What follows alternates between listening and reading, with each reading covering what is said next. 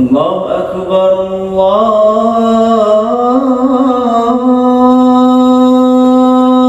أكبر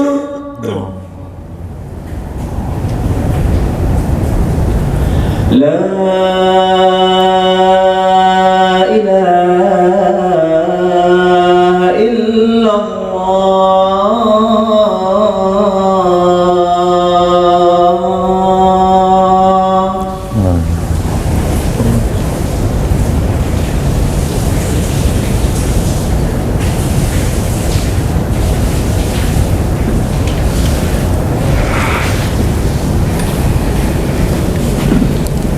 Alhamdulillahi Rabbil Alamin, wa bihi nasta'inu ala umuri dunya waddin, wa ala alihi wa ashabihi ajma'in.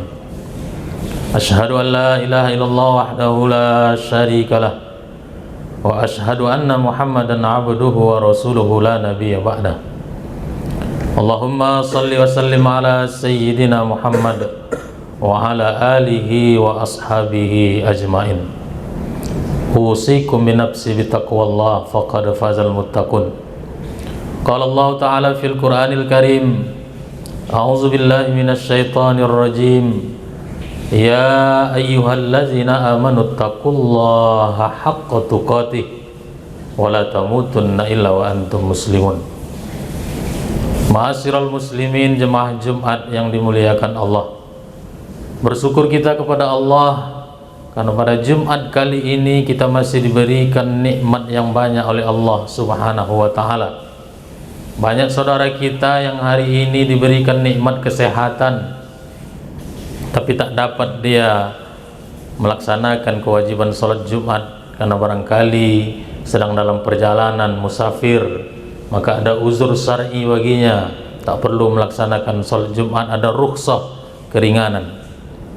Tapi ada juga saudara kita yang tak diberikan nikmat sehat karena sakit, maka dia juga mendapatkan uzur syar'i untuk tidak melaksanakan salat fardu Jumat secara berjemaah. Bagi orang yang hari ini diberikan nikmat kesehatan, diberikan nikmat kesempatan, tak ada uzur syar'i, laki-laki muslim baligh berakal, maka wajib hukumnya untuk mendatangi masjid ataupun mendatangi tempat yang dilaksanakan salat Jumat. Di situ tak ada alasan bagi kita untuk meninggalkan kewajiban kita kepada Allah Subhanahu wa Ta'ala. Maka kalau hari ini Jumat ini masih ringan kaki kita melangkah, masih ringan tangan kita ayunkan untuk mendatangi tempat-tempat di mana di situ dilaksanakan salat berjemaah, berarti nikmat yang paling besar, yakni nikmat iman, masih ditanamkan oleh Allah Subhanahu wa Ta'ala ke dalam dada kita. Karena banyak orang yang diberikan nikmat kesehatan, banyak yang diberikan nikmat kesempatan, tapi tak mau mendatangi tempat-tempat untuk melaksanakan sholat Jumat secara berjemaah, berarti sudah dicabut nikmat iman dari dalam dadanya oleh Allah Subhanahu wa Ta'ala. Sementara nikmat yang paling besar itu adalah nikmat iman. Oleh karena itu senantiasa kita bersyukur kepada Allah Subhanahu wa Ta'ala agar nikmat iman ini tetap dijaga dan ditambah oleh Allah Subhanahu wa Ta'ala. Sampai kapan? Sampai ajal datang menjemput kita. Salawat dan salam terkirimkan kepada baginda Rasulullah sallallahu alaihi wasallam. Allahumma salli ala sayyidina Muhammad wa ala ali sayyidina Muhammad. Kata Rasulullah, orang yang paling pelit itu bukanlah orang yang tak mau berinfak. Orang yang paling pelit itu bukanlah orang yang tak peduli dengan sesama, tapi orang yang paling pelit itu ketika disebutkan namaku di hadapannya, tapi dia tidak mau membaca sholawat untukku. Sholawat adalah doa, doa keberkahan kepada Rasulullah sallallahu alaihi wasallam. Rasulullah maksum, andai kata berbuat dosa sudah diampuni, sudah dipastikan dijamin diampuni oleh Allah Subhanahu wa Ta'ala. Untuk apa lagi doa dari kita umatnya? Maka doa itu akan kembali kepada kita. Apa janji Rasulullah sallallahu alaihi wasallam? Man shalla alayya salatan wahida sallallahu alaihi biha asyara. Barang siapa yang bersalat kepadaku satu solawat, maka Allah akan berselawat kepadanya sebanyak 10 selawat. Wa khattat anhu asar sayyi'at, Allah Ta'ala akan berselawat 10 kali kepadanya, tapi Allah akan hapuskan dosanya sebanyak 10 dosa. Wa rufi'at lahu asar darajat, ditambah lagi dengan akan diangkat sampai 10 derajat. Satu yang kita berikan, 30 yang kita dapat. Tak mau juga, itulah orang yang paling kikir di atas permukaan dunia ini. Ma'asyiral muslimin, jemaah Jumat yang dimuliakan oleh Allah Subhanahu wa ta'ala. Dalam rukun Islam kita mengenal rukun yang 5. Islam ini dibangun atas 5 rukun. Yang pertama sebagai pondasi adalah syahadat. Asyhadu an la ilaha illallah wa asyhadu anna Muhammadar Rasulullah. Ini rukun yang pertama. Yang kedua, rukun Islam itu terdiri daripada tiang-tiangnya, yakni salat. Kemudian ada lagi rukun yang ketiga, puasa ketika bulan suci Ramadan. Ada lagi yang kelima, namanya haji ke Baitullah bagi yang mampu. 4 dari 5 rukun ini sifatnya pribadi. Syahadat, mau syahadat kita, mau tak bersyahadat kita, tak ada pengaruh kepada orang lain. Yang kedua, sholat. Mau sholat kita, mau tak sholat kita, mau sholat Jumat kita, mau kita tinggalkan sholat ini, tak pengaruh kepada orang lain. Pengaruhnya hanya kepada diri kita sendiri. Puasa, yang beberapa hari lagi akan datang menghampiri kita bulan suci Ramadan. Mau puasa besok kita, mau tak puasa kita, orang tak peduli. Haji begitu juga. Harta kita kumpulkan, kita tabung, rela kita mengantri bertahun-tahun untuk melaksanakan ibadah haji. Manfaatnya untuk siapa? Untuk kita. Andai kita haji, kita dapat pahala kalau mabrur. Andai kita tak haji, tak pengaruh kepada tetangga kita. Tapi dari 5 rukun itu ada 1 rukun yang orang berat melaksanakannya, maka dia disebut dengan rukun sosial. Apa itu? Zakat. Kenapa ini disebut dengan rukun sosial? Salat untuk kita, syahadat untuk kita, puasa untuk kita, haji apalagi. Tapi zakat, ada unsur orang lain dalam zakat. Kenapa? Ketika kita menunaikan zakat, maka ada mustahik orang-orang yang berhak menerima zakat. Kalau kita tunaikan zakat ini, pengaruh kepada orang lain. Kalau tak kita bayarkan zakat ini, pengaruh kepada orang lain. Apa pengaruhnya? Ada anak tetangga kita masih SD, gantung diri. Apa sebab? Karena tak sanggup membayar SPP sekolahnya. Apa yang menyebabkan dia tak sanggup membayar SPP sekolahnya? Zakat tak kita bayar. Solat kita, anak tetangga tetap dia sekolah.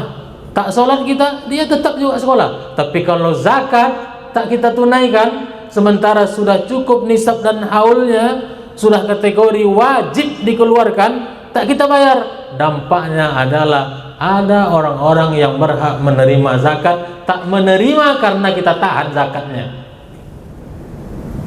Dari 5 ini 4 diberikan untuk kita pribadi oleh Allah Subhanahu wa ta'ala. Hanya 1 dari rukun yang 5 ini untuk orang lain, itu pun berat. Maka pantaslah ketika Rasulullah SAW mengatakan orang yang paling kikir itu adalah orang yang tak mau berselawat. Kenapa? Tadi sudah dijelaskan, orang yang berselawat 1 kali akan dapat 30, tapi dia tak mau. Sama dengan zakat. Kita punya uang 100 juta, sudah tersimpan selama setahun, cukup nisabnya karena lebih daripada harga 85 gram emas. Cukup haulnya karena sudah tersimpan lebih dari 1 tahun, maka wajib dikeluarkan zakat 2,5%. Secara hitungan angka, secara hitungan matematik, maka 100 juta akan berkurang. Karena setiap 1.025.000 maka 100 juta zakatnya 2,5 juta. Sisa uangnya 97,5 juta. Nampaknya berkurang. Karena berkurang itulah maka orang enggan. Karena berkurang itulah maka orang hitung-hitungan. 2,5 juta kalau dikeluarkan di bulan Ramadan menjelang Lebaran, bisa untuk beli kue, bisa untuk jadikan THR, bisa untuk ganti gorden di rumah. Berpikir orang mengeluarkan. Tapi ketika dia datang ke konter pendaftaran haji, berapa biaya haji? 30 juta. Berapa biaya umroh? 25 juta. Adakah dia berpikir? Tak pernah berpikir. Karena apa? Manfaatnya untuk dia. 2,5 juta berpikir mengeluarkannya. Sementara banyak orang yang menanti hak. Hari ini orang masih berpikir ketika zakat dikeluarkan kita menganggap itu adalah pemberian kita. Tidak. Ketika orang yang sudah cukup nisab haul atas hartanya kemudian dia keluarkan, tunaikan 2,5%, sesungguhnya dia belum disebut orang yang dermawan. Karena apa? Yang 2,5% itu memang bukan punya dia, tapi punya mustahik, fakir, miskin, mu'allaf, ibnu sabil, sabilillah, gharimin, rikob, amil yang dititipkan Allah pada hartanya. Andai tak dikeluarkan, maka ibarat orang itu makan durian dengan kulit-kulitnya. Maka arti zakat salah satunya adalah membersihkan, mensucikan. 2,5% dikeluarkan, sisanya akan menjadi bersih dan suci. Tapi ketika 2,5% itu tak dikeluarkan, 100% akan menjadi kotor. Itu yang kita belikan makanan, itu yang kita belikan pakaian, kendaraan untuk diri kita dan keluarga serta anak-anak kita, maka kita memakan harta yang kotor. Ma'asyiral muslimin, jemaah Jumat yang dimuliakan oleh Allah Subhanahu wa ta'ala. Kenapa zakat ini disebut dengan rukun sosial? Karena berdampak kepada orang-orang yang ada di sekitar kita.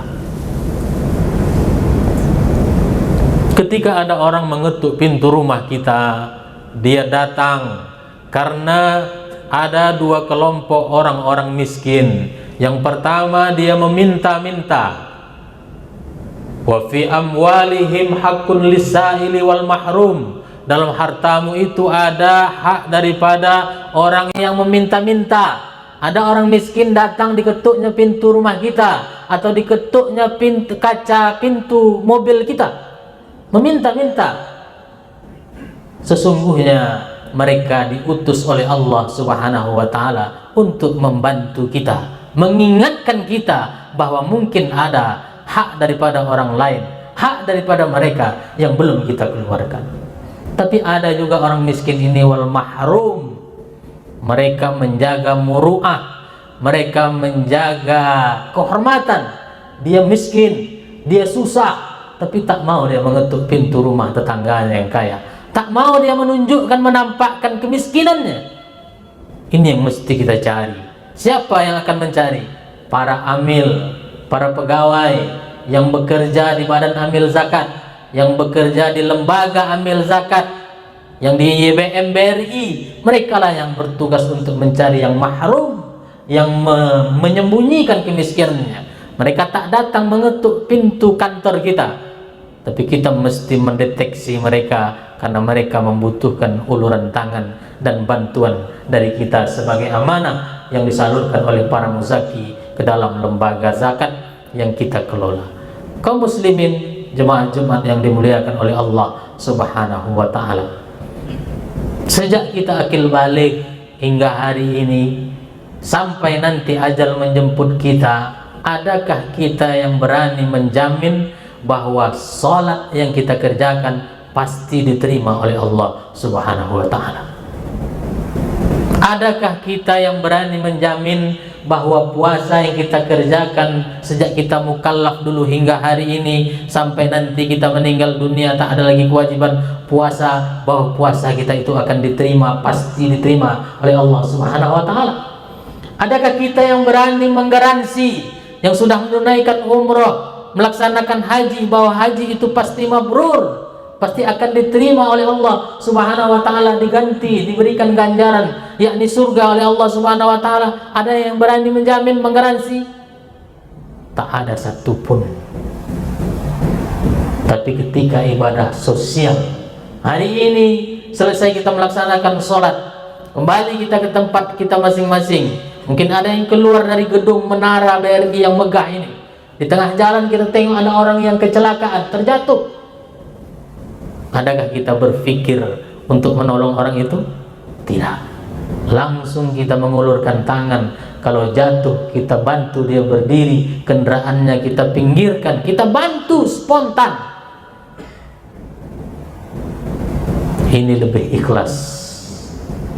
Makanya dari 5 rukun itu hanya 4, hanya 1 yang untuk orang lain, 4 untuk kita. Allah sudah melebihkan untuk kita 4. Yang 1 ini pun berat.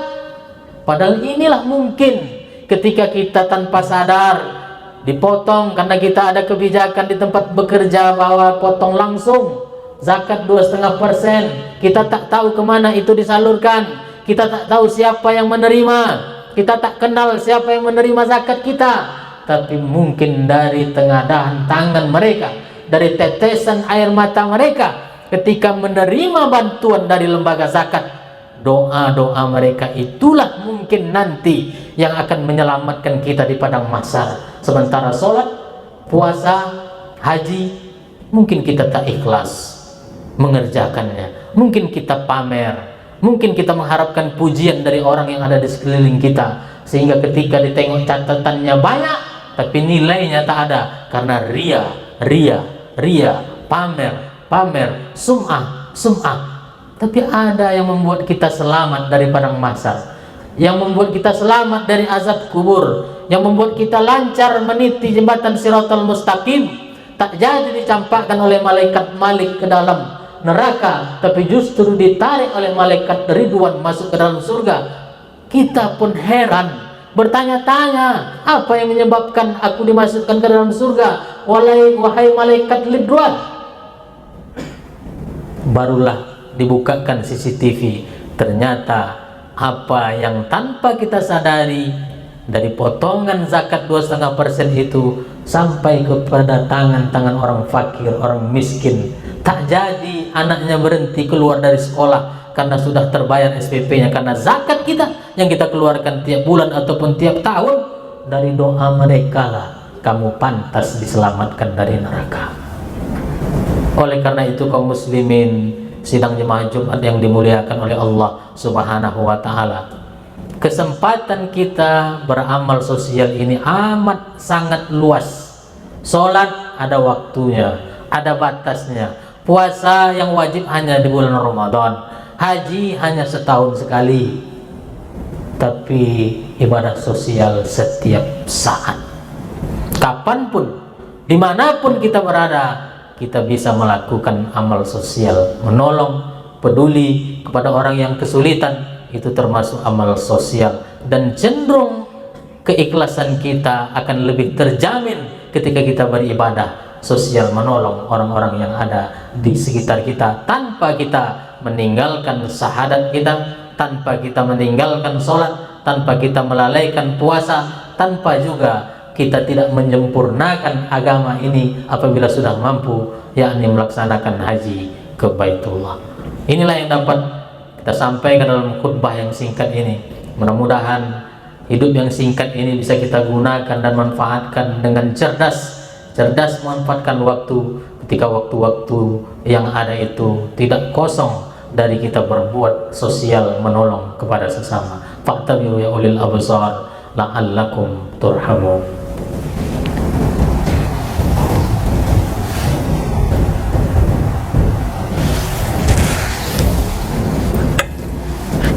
Alhamdulillah allazi khalaqal mauta wal hayata liyabluwakum ayyukum ahsanu amala wa huwal azizul ghafur. Asyhadu an la ilaha illallah wahdahu la syarikalah wa asyhadu anna Muhammadan abduhu wa rasuluhu la nabiyya ba'da. Allahumma salli wa sallim ala sayyidina Muhammad wa ala ali sayyidina Muhammad. Usikum bi nafsi bi taqwallah faqad fazal muttaqun. Qala Allah Ta'ala fil Qur'anil Karim, a'udzu billahi minasyaitonir rajim. Ya ayyuhallazina amanu taqullaha wal tanzur nafsum ma qaddamat lighad wattaqullaha innallaha khabirum bima ta'malun. Innallaha wa malaikatahu yusholluna 'alan nabi ya ayyuhallazina amanu shallu 'alaihi wa sallimu taslima. Allahumma shalli 'ala Muhammad wa 'ala ali Muhammad kama shallaita 'ala Ibrahim wa 'ala ali Ibrahim wa barik 'ala Muhammad wa 'ala ali Muhammad kama barakta 'ala Ibrahim wa 'ala ali Ibrahim fil 'alamin innaka Hamidum Majid. Allahumma ighfir lil muslimina wal muslimat wal mu'minina wal mu'minat al ahya'i minhum wal amwat bi rahmatika ya arhamar rahimin. Allahumma inna nas'aluka ridhaka wal jannah wa na'udzubika min sakhatika wan nar. Rabbana 'alaika tawakkalna wa ilaika anabna wa ilaikal masir. Rabbana atina fid dunya hasanah wa fil akhirati hasanah wa qina azabannar. Ibadallah, innallaha ya'muru bil adli wal ihsan wa ita'izul qurba wa yanha 'anil fahsai wal munkari wal baghi ya'izukum la'allakum tadhakkarun wa la zikrullahi akbar. Aqimis shalah.